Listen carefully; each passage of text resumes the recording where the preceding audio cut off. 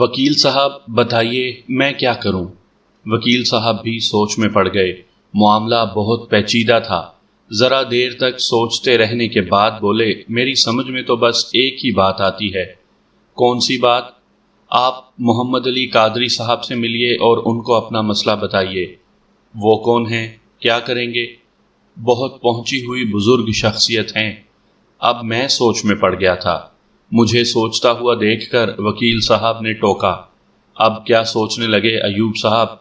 بات دراصل یہ ہے وکیل صاحب، میں نے ان کی طرف دیکھ کر کہا، میں پیروں فقیروں پر بھروسہ نہیں کرتا۔ یوں بھی آج کل بہت سے شعبدہ باز سیدھے سادے لوگوں کو بے وقوف بناتے رہتے ہیں۔ میں اپنی اس پریشانی کے عالم میں کسی ڈبہ پیر کے پاس جا کر مزید پریشان نہیں ہونا چاہتا۔ نہیں ایوب صاحب، قادری صاحب کوئی شعبدہ باز نہیں، کوئی ڈبہ پیر نہیں، نہ ہی کوئی جادوگر ہیں۔ وہ تو اللہ کے ایک نیک بندے ہیں۔ ان کی عبادت و ریاضت کے صلے میں مولا کریم نے انہیں نوازا ہے، کچھ ایسی صلاحیتیں عطا کی ہیں کہ وہ دکھی انسانیت کی خدمت کر رہے ہیں، اپنے کشف و کرامات سے لوگوں کے الجھے ہوئے معاملات حل کر دیتے ہیں۔ اگر واقعی ایسی بات ہے، وہ سچ مچ اللہ کے نیک بندے ہیں، تو میں ان کے پاس جانے میں دیر نہیں کروں گا، میں نے کہا، اور ان کے پاس جانے میں واقعی دیر نہیں لگائی۔ پہلی فرصت میں وکیل صاحب کے دیے ہوئے پتے پر محمد علی قادری صاحب کے آستانے میں پہنچ گیا۔ یہاں کئی ضرورت مند موجود تھے۔ قادری صاحب کے چہرے پر جو نور برس رہا تھا، اس سے اندازہ ہو رہا تھا کہ کوئی روشن ضمیر شخصیت ہیں۔ میری باری آئی تو بڑی شفقت سے بولے، بہت پریشان نظر آ رہے ہو، کیا مسئلہ درپیش ہے؟ میں نے فوراً ہی کوئی جواب نہیں دیا، چند لمحوں تک اپنے منتشر اعصاب پر قابو پانے کی کوشش کرتا رہا۔ مجھے خاموش دیکھ کر بزرگ بولے، کیا سوچنے لگے میرے بھائی؟ اب میں نے کہا، یا حضرت، میری سمجھ میں نہیں آ رہا کہ میں کیسے اور کہاں سے اپنی بپتا بیان کروں۔ بزرگ نے ٹھنڈے پانی کا ایک گلاس میری طرف بڑھاتے ہوئے کہا، پہلے آپ پانی پئیں، پھر جہاں سے اور جیسے آپ کا دل چاہے اپنی بات کا آغاز کریں۔ میں نے پانی پیا تو واقعی میرے اعصاب کو بڑا سکون ملا۔ گلاس رکھتے ہوئے میں نے کہنا شروع کیا، محترم، میں ایک شریف آدمی ہوں، رزق حلال ہمیشہ کمایا اور وہی اپنے بال بچوں کو کھلایا۔ ایک ایسے شخص کو اگر اچانک یہ معلوم ہو کہ اس کے خاندان کا ایک فرد چوری کرتا ہے اور اس پر اس راز کا انکشاف اس وقت ہوتا ہے جب وہ ایک چوری کی واردات میں پکڑا جاتا ہے اور اس پر یہ الزام لگایا جاتا ہے کہ چوری کے دوران مزاحمت کرنے پر اس نے ایک شخص کو گولی مار کر ہلاک کر دیا۔ اتنا کہہ کر میں رکا اور پھر بڑے دکھ بھرے انداز میں بولا، آپ خود سوچئے، ایسے شخص کو انکشاف کے بعد کتنا دکھ ہوگا۔ اپنی زندگی بھر کی نیکی اور نیک نامی کا اس طرح خون ہوتے دیکھ کر میرے دل پر کیا گزر رہی ہے، یہ میرا اللہ ہی جانتا ہے۔ اتنا کہہ کر میں رک گیا، کیونکہ مجھ سے مزید بولا نہیں جا رہا تھا۔ میری آنکھوں کا زخم میری آنکھوں سے بہہ نکلا۔ بزرگ نے مجھے دلاسا دیا، میرے بھائی، آپ اپنے آپ پر قابو رکھیں، اللہ صبر کرنے والوں کا مددگار ہوتا ہے۔ میں نے اپنے آنسو خشک کر لیے تو بزرگوار نے کہا، اچھا اب ذرا کھل کر بتاؤ، تمہارے اعتبار کو تمہارے خاندان کے کس فرد نے مجروح کیا؟ وہ کون ہے جس نے آپ جیسے نیک آدمی کے گھر میں رہتے ہوئے چوری جیسی مذموم لت اپنائی؟ وہ میرا چھوٹا بھائی ہے، میں نے کہا، ایسا چھوٹا بھائی جس کی پرورش میں نے بچوں کی طرح کی۔ والد صاحب تو اس کی پیدائش کے کچھ دنوں بعد ہی فوت ہو گئے تھے۔ والدہ کا انتقال اس وقت ہوا جب وہ 5 برس کا تھا۔ انہوں نے مرتے وقت میرے اس چھوٹے بھائی کا ہاتھ میرے ہاتھ میں دیتے ہوئے کہا تھا، ایوب بیٹے، میں تمہارے بھائی یعقوب کو تمہارے سپرد کر کے جا رہی ہوں، دیکھو اسے کبھی دکھ نہ دینا اور اپنے بچوں کی طرح پرورش کرنا۔ اور میں نے ماں سے کیے ہوئے وعدے کی لاج رکھتے ہوئے اسے سچ مچ اپنے بچوں کی طرح پالا پوسا، پڑھایا لکھایا۔ میری بیوی نے بھی کبھی اسے اپنا دیور نہیں سمجھا، بلکہ اپنا بیٹا سمجھ کر ہی اس کی پرورش کی، اور اب بھی وہ اس کا ہر طرح خیال رکھتی ہے۔ اس کے لاڈ پیار نے ہی اسے اس قدر خود سر بنا دیا۔ اس کے گریجویشن کرنے کے بعد میں نے ایک دفتر میں اسے ملازم رکھوا دیا، مگر وہاں اس کا دل نہیں لگا اور اس نے اسٹیج اور ٹی وی ڈراموں میں کام کرنا شروع کر دیا۔ جب مجھے معلوم ہوا تو میں نے سخت مخالفت کی کہ تم خاندان کی ناک کٹوانے پر کیوں تلے ہوئے ہو؟ مگر اس نے خود اور پھر اپنی بھابھی کے ذریعے مجھے سمجھانے کی کوشش کی۔ اسٹیج اور ٹی وی ڈراموں میں کام کر کے ہماری عزت پر کوئی بٹا نہیں لگے گا۔ اب متعدد شریف گھرانوں کے لوگ اس فیلڈ میں کام کرنے لگے ہیں۔ میری بیوی ریحانہ نے بھی اپنے لاڈلے کی زبردست حمایت کی اور کہا، یعقوب اگر شوبز میں اپنا مستقبل بنانا چاہتا ہے تو بنانے دو، وقت کے ساتھ حالات بھی بدلتے ہیں، اب شوبز سے وابستہ ہونا معیوب نہیں سمجھا جاتا۔ اتنا کہہ کر میں رکا تو بزرگ نے ٹوکا، ایوب صاحب، آپ نے یہ نہیں بتایا کہ آپ کے بھائی نے چوری جیسی کبھی عادت کیوں اور کیسے اپنائی تھی، جبکہ شوبز سے تعلق رکھنے کی وجہ سے اس کی آمدنی معقول ہوگی۔ بزرگ محترم، مجھے کیا پتا، مجھے تو اس کے چور بننے کا پتہ بھی اس وقت چلا جب پولیس اسے پکڑ کر لے گئی اور یہ بتایا کہ چوری کے دوران مزاحمت کرنے پر اس نے گولی مار کر ایک بندے کو ہلاک کر دیا ہے۔ تو گویا اب وہ پولیس کی تحویل میں ہے، بزرگ بولے۔ جی نہیں، پولیس نے ریمانڈ میں کئی روز رکھنے کے بعد اسے جیل بھیج دیا ہے کیونکہ سارے ثبوت اس کے خلاف ملے ہیں۔ ایوب صاحب، اس صورتحال میں آپ میرے پاس کس لیے آئے ہیں؟ اگر آپ کے بھائی نے واقعی کسی کو قتل کیا ہے تو میں ایسے مجرم کے لیے کچھ نہیں کر سکتا۔ آپ کسی اچھے وکیل کی خدمات حاصل کریں، یہ لوگ سچ کو جھوٹ اور جھوٹ کو سچ ثابت کر کے مجرموں کو بچا لیتے ہیں۔ وکیل تو ہم نے کیا ہوا ہے محترم، مگر اس نے بھی کہہ دیا ہے کہ جو ثبوت ملے ہیں ان کی موجودگی میں کیا کوئی بھی اسے بے گناہ ثابت نہیں کر سکتا۔ کیسے ثبوت ملے ہیں؟ بزرگ نے پوچھا۔ جائے وقوع سے جو پستول ملا ہے اس پر یعقوب کی انگلیوں کے نشانات موجود ہیں، شاید قتل کر کے بھاگتے وقت مکان کے لان میں یہ پستول گر گیا تھا، جبکہ مقتول کی مزاحمت کرتے وقت قاتل کی جیب سے کچھ کاغذات گر گئے تھے جن میں لانڈری کی ایک رسید بھی تھی جس پر یعقوب کا نام درج ہے۔ جب ایسے واضح ثبوت ہیں تو پھر آپ کس لیے میرے پاس تشریف لائے ہیں؟ میں نے عرض کیا نا، میں مجرموں کی کوئی مدد نہیں کر سکتا۔ حضرت، قصہ یہ ہے کہ یعقوب کہتا ہے کہ میں چوری کی نیت سے ضرور گیا تھا، مگر مزاحمت کی صورت میں جان بچا کر بھاگ کھڑا ہوا اور میں قتل کیسے کر سکتا ہوں جبکہ میرے پاس کوئی اسلحہ تو تھا ہی نہیں۔ تو کیا آپ یہ سمجھتے ہیں کہ جو کچھ وہ کہہ رہا ہے وہ سچ ہے؟ جی ہاں، میں ایسا سمجھنے پر مجبور ہوں۔ اس مجبوری کی وجہ اس نے اپنی بھابھی کی قسم کھائی ہے۔ میں نے جواب دیا، جسے وہ اپنی ماں کے برابر سمجھتا ہے، کسی اور کی قسم کھا کر کہتا تو میں اس پر یقین نہیں کرتا۔ اس کا کہنا ہے کہ میرے خلاف یہ کوئی گہری سازش ہے۔ آپ نے اس سے پوچھا نہیں؟ بزرگوار بولے، ایسا کون شخص ہو سکتا ہے جو اس کے خلاف ایسی سازش کرے؟ پوچھا تھا، مگر وہ کہتا ہے کہ میرا تو ایسا کوئی دشمن نہیں۔ قادری صاحب سوچ میں پڑ گئے۔ میں ان کو بغور دیکھ رہا تھا۔ ذرا توقف کے بعد بولے، اگر یہ سچ ہے کہ اس نے گولی نہیں چلائی ہے تو اس پر قتل کا الزام بھی غلط ہے، اور اگر وہ قاتل نہیں ہے تو میرے لیے اس کی مدد ضروری ہو جاتی ہے۔ اتنا کہہ کر انہوں نے آنکھیں بند کر لیں اور چند لمحوں تک استغراق کے عالم میں رہے، پھر آنکھیں کھول کر مجھے مخاطب کیا، یہ سہیل شیخ کون ہے؟ یعقوب کا جگری دوست، میں نے کہا۔ وہی تو اس کی رہائی کے لیے سر توڑ کوشش کر رہا ہے، اسی نے تو وکیل کا بندوبست کیا ہے، اس کے مقدمے کا سارا خرچہ بھی وہی اٹھا رہا ہے۔ وہ کرتا کیا ہے؟ یعقوب کے ساتھ تھیٹر اور ٹی وی ڈراموں میں کام کرتا ہے، اور یعقوب کے ساتھ چوریاں بھی کرتا ہے۔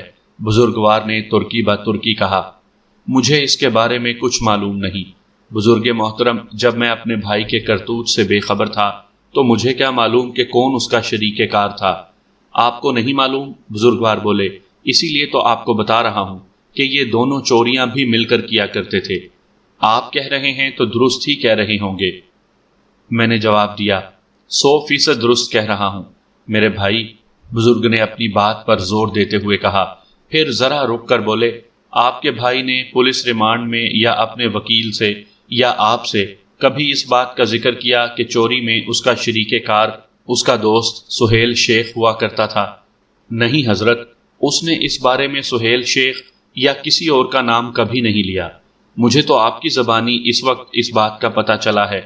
بزرگ ذرا دیر خاموش رہ کر کچھ سوچتے رہے، پھر مجھے مخاطب کر کے بولے، آپ ایک کام کر سکیں گے؟ کون سا کام؟ سہیل شیخ کے استعمال کی کوئی چیز، مثلا انگوٹھی، سگریٹ لائٹر یا ایسی ہی کوئی اور چیز لا کر مجھے دے سکیں گے، مگر اس احتیاط کے ساتھ کہ اسے متعلق پتہ نہ چلے؟ کوشش کرتا ہوں، میں نے کہا۔ کیا سہیل سے آپ کی ملاقات آسانی سے ہو جائے گی؟ اس کیس کے سلسلے میں اکثر ہی ہماری ملاقات ہو جاتی ہے، کبھی وکیل کے دفتر میں، کبھی وہ میرے گھر آ جاتا ہے، کبھی میں ضرورت پڑنے پر اس کے پاس چلا جاتا ہوں۔ ٹھیک ہے، بزرگوار بولے، اس دوران کوشش کیجئے کہ اس کی کوئی چیز اسے خبر ہوئے بغیر آپ کے ہاتھ لگ جائے۔ میں واپسی کے لیے اٹھنے لگا تو انہوں نے کہا، اور ہاں، اپنے بھائی کی بھی ایسی ہی کوئی چیز لیتے آئیے گا۔ ٹھیک ہے، وہ بھی لیتا آؤں گا، میں نے کہا۔ ایک بات اور بتاتے جائیے، بزرگ نے مجھے روکتے ہوئے کہا۔ میرے پاس آنے کا مشورہ آپ کو کس نے دیا تھا؟ ہمارے وکیل سعود شہریار نے، میں نے جواب دیا۔ وکیل نے مجھ سے کہا کہ میری مانے تو آپ جناب محمد علی قادری سے ملیں اور انہیں اس پیچیدہ کیس سے آگاہ کریں کہ آپ کے بھائی کے پاس نہ اسلحہ تھا، نہ اس نے فائرنگ کی، مگر سارے ثبوت اسے مجرم ثابت کرتے ہیں۔ اس صورت میں یعقوب ہزار کہے کہ اس نے فائرنگ نہیں کی، گولی کسی اور نے چلائی ہے، مگر اس کی بات کی صداقت پر کوئی یقین نہیں کرے گا۔ میں بھی آپ کو دھوکے میں نہیں رکھوں گا۔ میرے پاس بھی اسے بچانے کا کوئی راستہ نہیں، کوئی واضح ثبوت نہیں، اس لیے میں تو آپ کو یہی مشورہ دوں گا کہ اعلیٰ حضرت محمد علی قادری صاحب کی خدمت میں حاضر ہو کر ان سے مدد طلب کریں۔ اگر آپ کے بھائی واقعی قاتل نہیں ہیں تو وہ انہیں پھانسی کے پھندے سے بچا لیں گے اور اصل مجرم کو کیفر کردار تک پہنچانے میں کوئی کسر نہیں چھوڑیں گے۔ بزرگ نے ہاتھ کے اشارے سے مجھے مزید کچھ کہنے سے روکتے ہوئے کہا، لوگ مجھے خواہ مخواہ گناہ گار کرتے ہیں، میں تو اللہ کا ایک کم ترین بندہ ہوں، جو کچھ ہوتا ہے سب من جانب اللہ ہوتا ہے۔ اچھا، اب آپ جائیے اور اللہ پر مکمل بھروسہ رکھیے، اگر آپ کا بھائی بے گناہ ہے تو اسے کوئی نقصان نہیں پہنچا سکتا۔ میں قادری صاحب کے آستانے سے واپسی پر سوچ رہا تھا کہ انسان کو چھوٹے اور معمولی گناہوں سے بھی بچنا چاہیے۔ چھوٹے چھوٹے گناہ بھی بندے کو بڑے بڑے عذابوں میں مبتلا کر دیتے ہیں۔ چوری قتل کے مقابلے میں بے شک چھوٹا جرم ہے، مگر اس چوری کے نتیجے میں کس طرح یعقوب ایک بہت بڑے جرم کا مرتکب قرار دیا جا رہا ہے۔ تیسرے دن میں قادری صاحب کی خدمت میں حاضر ہوا اور سہیل کا رومال اور یعقوب کا سگریٹ لائٹر انہیں پیش کیا۔ بزرگوار نے سہیل کا رومال بچھا کر یعقوب کا سگریٹ لائٹر اس کے اوپر رکھ دیا اور آنکھیں بند کر کے گویا مراقبے میں چلے گئے۔ ان کے ہونٹوں کی جنبش سے پتہ چل رہا تھا کہ وہ کچھ پڑھ رہے ہیں۔ تھوڑی دیر کے بعد انہوں نے آنکھیں کھول دیں اور مجھ سے بولے، آپ نے اپنے بھائی سے سہیل کے بارے میں پوچھا تو اس نے کیا جواب دیا؟ میں نے چونک کر بزرگ کی طرف دیکھا اور دل ہی دل میں کہا، یہ تو واقعی اللہ والے ہیں۔ میں نے تو ان سے کچھ کہا نہیں، مگر انہیں معلوم ہو گیا کہ میں نے یعقوب سے سہیل کے بارے میں پوچھا ہے کہ وہ اس کے ساتھ چوریاں کرتا تھا یا نہیں۔ میرے پوچھنے پر اس نے چونک کر میری طرف دیکھا، پھر بولا، یہ بات آپ سے کس نے کہی ہے؟ کسی نے بھی بتائی ہو، میں نے سخت لہجے میں کہا۔ تم میری بات کا جواب دو۔ میں نے اس سے یہ بھی کہا، دیکھو یعقوب، اگر تم اس موقع پر جھوٹ بولو گے تو تمہیں بے گناہی کی موت مرنے سے کوئی نہیں بچا سکے گا۔ ہاں بھائی جان، اب اس نے شکست خوردہ انداز میں کہا، ہم دونوں اکثر ساتھ ہی چوریاں کیا کرتے تھے، پھر تم نے کسی کو اس بارے میں بتایا کیوں نہیں؟ میں نے اس سے پوچھا۔ اول تو اس لیے کہ یعقوب بولا، وہ اس رات میرے ساتھ چوری میں شریک نہیں تھا، دوسرے وہی میری رہائی کے لیے جدوجہد کر رہا ہے، پیسے خرچ کر رہا ہے، تھانے اور کچہری میں بھاگ دوڑ کر رہا ہے۔ ذرا سوچئے تو بھائی جان، اگر میں یہ بتا دیتا کہ وہ میرا شریک کار ہے، ہم دونوں ایک ساتھ چوریاں کرتے رہے ہیں، تو پولیس پہلی فرصت میں اسے گرفتار کر کے سلاخوں کے پیچھے ڈال دیتی، پھر مجھے بچانے کی جدوجہد کون کرتا؟ آپ ہی بتائیے، میں نے اس کا نام سامنے نہ لا کر اچھا کیا یا برا کیا؟ میری بات سننے کے بعد بزرگ نے پرخیال انداز میں کہا، مگر یہ کچھ زیادہ ہی کھنچ گیا تھا۔ پھر ذرا توقف کے بعد بولے، آپ نے اپنے بھائی کو میرے بارے میں تو کچھ نہیں بتایا؟ نہیں بزرگ محترم، میں نے تو یہاں آنے کے متعلق اپنی بیوی کو بھی کچھ نہیں بتایا ہے۔ یہ آپ نے بہت اچھا کیا، بہت عقل مندی کا ثبوت دیا ہے۔ فی الحال کسی سے بھی اس بات کا تذکرہ نہ کریں۔ اتنا کہنے کے بعد بزرگ نے سہیل شیخ کے رومال کو چاروں کونوں سے پکڑ کر اس پر رکھے سگریٹ لائٹر کو ڈھک دیا اور ایک بار پھر آنکھیں بند کر کے گویا گیان دھیان میں غرق ہو گئے۔ ذرا دیر بعد انہوں نے آنکھیں کھولیں تو مجھ سے مخاطب ہوئے، آپ کا بھائی کہتا ہے میرا کوئی دشمن نہیں، یہی کہتا ہے نا؟ جی ہاں، اور وہ غلط بھی نہیں کہتا۔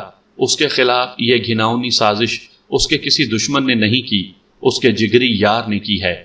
یہ آپ کیا فرما رہے ہیں؟ میں نے چونک کر کہا۔ میں غلط نہیں کہہ رہا ہوں میرے بھائی، بزرگوار بولے۔ اسی کمینے سہیل شیخ نے آستین کا سانپ بن کر اپنے یار کو ڈسا ہے۔ کیسی عجیب بات ہے، میں نے ٹھنڈی سانس لے کر کہا۔ جو موت کی کھائی میں دھکیلنے کی کوشش کر رہا ہے وہی اس کی جان بچانے کا ڈھکوسلا بھی کر رہا ہے۔ جی ہاں، وہی قتل کرے ہے، وہی لے ہے ثواب الٹا۔ بزرگ نے بھی ایک ٹھنڈی سانس لے کر کہا، ایوب صاحب، یہ بڑا برا دور ہے۔ ماضی میں تو دشمن بھی آج کے دوستوں سے اچھے اور کھرے ہوا کرتے تھے۔ میں نے کوئی جواب نہیں دیا، کچھ دیر تک سر جھکائے خاموش بیٹھا رہا۔ اس پر بزرگ محترم نے ٹوکا، آپ کیا سوچنے لگے بھائی؟ یا حضرت، میں کیا سوچوں گا، میری تو عقل دنگ ہے۔ ایک دوست نے دوسرے دوست کے ساتھ یہ حرکت کیوں کی؟ آخر اس سازش کی اسے کیا ضرورت پڑی تھی؟ بہت سیدھی سی بات ہے میرے بھائی، دولت کی ہوس انسان کو سب کچھ کرنے پر مجبور کر دیتی ہے۔ سہیل کی نیت بھی خراب ہو گئی تھی، وہ ساری دولت پر بلا شرکت غیر قبضہ کرنا چاہتا ہے، اس لیے اسے اس مقصد میں کامیابی اپنے پارٹنر یعقوب کو راستے سے ہٹائے بغیر نہیں ہو سکتی تھی۔ یا حضرت، کیسی دولت؟ آپ کس دولت کی بات کر رہے ہیں؟ دونوں چوریاں کرتے اور ڈاکے ڈالتے تھے تو کیش رقم آپس میں بانٹ لیا کرتے تھے، لیکن زیورات اور جواہرات کسی جگہ چھپا کر رکھ دیتے تھے کہ انہیں جلد ہی استعمال میں لانا خطرے سے خالی نہیں ہوگا۔ جب خاصا مال جمع ہو جائے گا تو ملک سے باہر لے جا کر ان کا سودا کر دیا جائے گا۔ یہ ان کی سوچ تھی۔ بزرگ کی زبانی ان باتوں کی آگاہی سے مجھے گویا چکر سا آ گیا۔ کچھ دیر تک گمسم رہ کر میں اپنے اعصاب کو درست کرتا رہا، پھر بزرگ سے پوچھا، یا حضرت، ان تمام حقائق کی روشنی میں یہ بات تو واضح ہو جاتی ہے کہ قاتل سہیل شیخ ہی ہے۔ یعقوب نے واقعی قتل کا ارتکاب نہیں کیا ہے، پھر اسے کس طرح بچایا جا سکتا ہے؟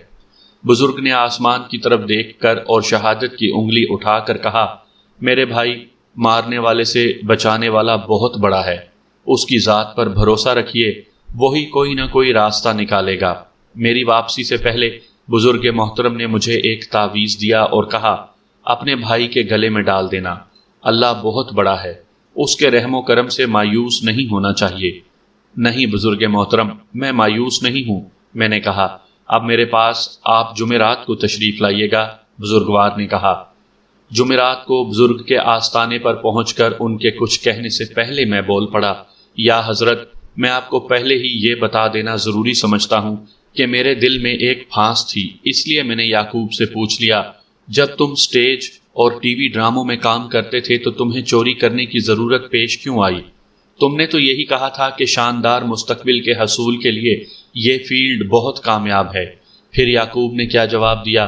بزرگ پر اشتیاق لہجے میں بولے، بھائی جان، یعقوب نے بڑی مایوسی کے ساتھ جواب دیا، سٹیج ہو یا ٹی وی ہو یا فلم انڈسٹری، اس فیلڈ میں قدم جمانا اور اپنے لیے جگہ بنانا حقیقتاً بہت مشکل کام ہے۔ ہمیں وہاں جانے کے بعد پتہ چلا کہ یہاں کے متعلقہ لوگوں کو خوش کیے بغیر کوئی کچھ حاصل نہیں کر سکتا۔ انہیں کھلانے پلانے اور خوش کرنے کے لیے ہمیں پیسوں کی ضرورت تھی، لہٰذا ہم دونوں دوستوں نے یہ فیصلہ کیا کہ ہم چوریاں کریں گے، ڈاکے ڈالیں گے۔ اس طرح ہمارے پاس جو رقم آئے گی اس سے ہم متعلقہ افراد کو خوش کر کے ہر مقصود حاصل کر سکیں گے۔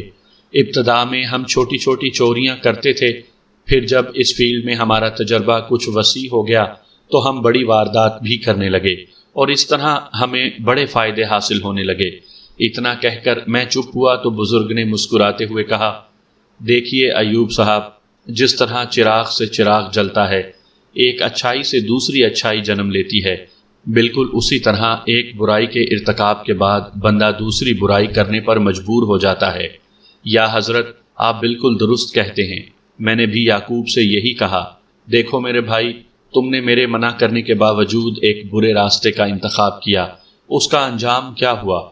تم مزید برائیوں کی دلدل میں دھنستے چلے گئے۔ وہ مجھے کیا جواب دیتا؟ شرمندگی سے اپنا سر جھکا لیا۔ ذرا دیر خاموش رہ کر میں نے کہا، یا حضرت، آپ بتائیے، اس دوران بہتری کی کوئی صورت نظر آئی؟ ہاں، بزرگ نے کہا، میں نے کہا تھا نا کہ اللہ ہی بہتری کا کوئی راستہ نکالے گا۔ تو کیا؟ میں نے بےتابی سے کہا۔ ہاں میرے بھائی، اصل مجرم انشاءاللہ تعالی جلد ہی قانون کے شکنجے میں جکڑا نظر آئے گا۔ مگر کیسے؟ کب؟ چند روز اور صبر کر لیجئے میرے بھائی۔ مگر چند روز بعد تو اس قتل کے کیس کی آخری پیشی ہونے والی ہے، جس میں ہمارے وکیل کا خیال ہے کہ ہماری جانب سے کوئی مناسب بے گناہی کا ثبوت فراہم نہ کرنے کی وجہ سے یعقوب کو پھانسی یا عمر قید کی سزا دی جائے گی۔ صبر سے کام لیجئے میرے بھائی، اللہ پر بھروسہ رکھیے، اپنے ایمان کو متزلزل نہ کیجیے۔ میرے مولا نے چاہا تو دودھ کا دودھ اور پانی کا پانی ہو جائے گا، اس کے ہاں دیر ہے اندھیر نہیں۔ اصل مجرم کیفر کردار کو پہنچے گا اور بے گناہ صاف بچ جائے گا۔ میں نے کوئی جواب نہیں دیا۔ میری سمجھ میں نہیں آ رہا تھا کہ یہ سب کچھ کیسے ہو جائے گا۔ کہیں بزرگوار مجھے طفل تسلی تو نہیں دے رہے ہیں؟ بزرگ نے مجھے مزید تسلی دیتے ہوئے کہا، ایوب صاحب آپ اطمینان سے گھر جائیں، نماز پابندی سے پڑھیں اور یا کریم کا دل ہی دل میں ورد کرتے رہیں۔ چلتے پھرتے اٹھتے بیٹھتے آپ کی زبان پر یہی تسبیح ہونی چاہیے۔ آپ دیکھیے گا وہ جس کی ذات بڑی رحیم و کریم ہے وہ کیا معجزہ دکھاتا ہے۔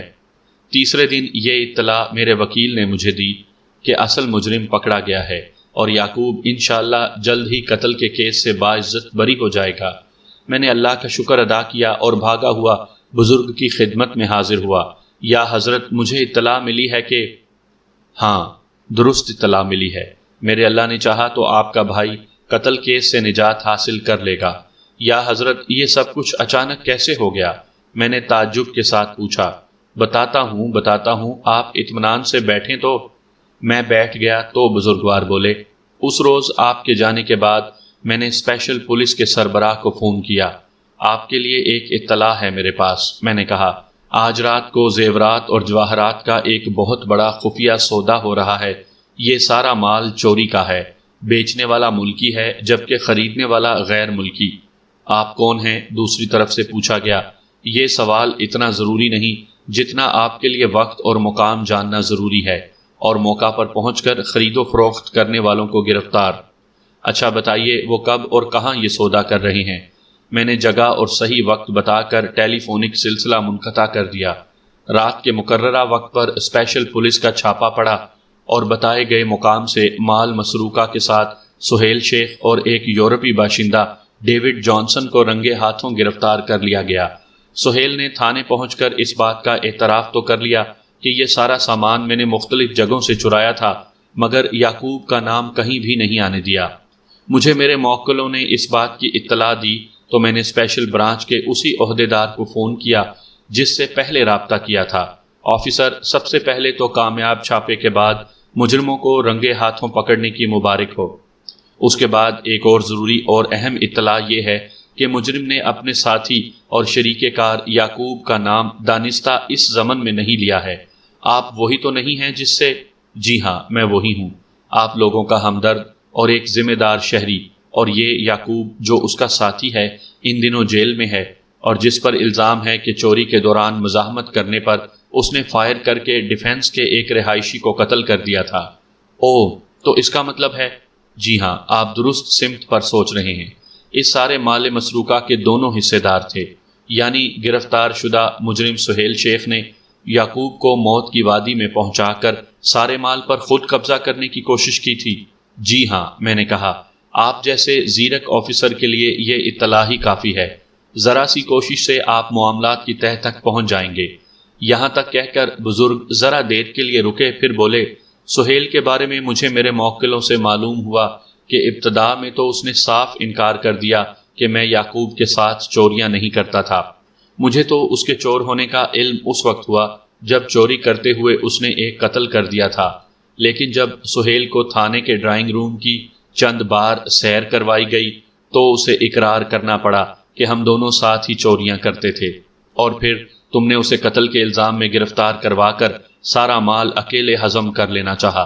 سہیل کے لیے اب اقرار کے علاوہ اور کوئی چارہ کار نہیں تھا، اور پھر پولیس کی ذرا سی محنت کے بعد اس نے اس بات کا بھی اعتراف کر لیا کہ ڈیفنس کے بنگلے میں قتل یعقوب نے نہیں، میں نے کیا تھا۔ وہ تو مالک مکان کے مزاحمت کے بعد جان بچا کر بھاگا تھا۔ میں نے پروگرام کے مطابق یعقوب کے بھاگنے کے بعد فائر کر کے مزاحمت کرنے والے مالک کو گولی کا نشانہ بنایا تھا اور یعقوب کو پھانسنے کے لیے اس کے کپڑوں کی رسید اور وہ پستول بنگلے میں ڈال دیا تھا۔ یہ پستول تھوڑی دیر پہلے اسٹیج پر اداکاری کرتے ہوئے یعقوب نے ہاتھ میں لیا ہوا تھا۔ یہ ساری رودات سننے کے بعد میں نے بے اختیار بزرگ محترم کے پیروں کو پکڑ کر کہا، آپ نہ چاہتے تو یہ مسئلہ کبھی حل نہ ہوتا اور میرا بھائی بے گناہی کے باوجود پھانسی کے تختے پر لٹکا دیا جاتا۔ ارے ارے یہ کیا کر رہے ہو میرے بھائی؟ یہ کہتے ہوئے بزرگ محترم نے میرا ہاتھ اپنے پیروں سے ہٹا کر مجھے اپنے برابر کھڑا کیا۔ یا حضرت، آپ نے تو کمال کر دیا۔ نہیں، بزرگ نے بڑی شفقت سے کہا، یہ میرے مولا کا کمال ہے۔ میں نے آپ سے کہا تھا نا کہ مارنے والے سے بچانے والا بڑا ہے۔ اس کے حضور سجدہ شکر بجا لائیے کہ اس نے آپ کے بھائی کو بچا لیا۔ اب اسے صرف چوری کے جرم میں سزا ملے گی۔ اور ہاں، اتنا کہہ کر وہ رکے اور پھر بولے، اب اپنے بھائی کو سمجھائیے کہ ساری برائیوں سے توبہ کر کے بھلے مانسوں کی طرح زندگی بسر کرے اور نماز کی پابندی کرے اور اللہ سے اپنے گناہوں کی معافی مانگتا رہے۔ وہ بہت غفور الرحیم ہے۔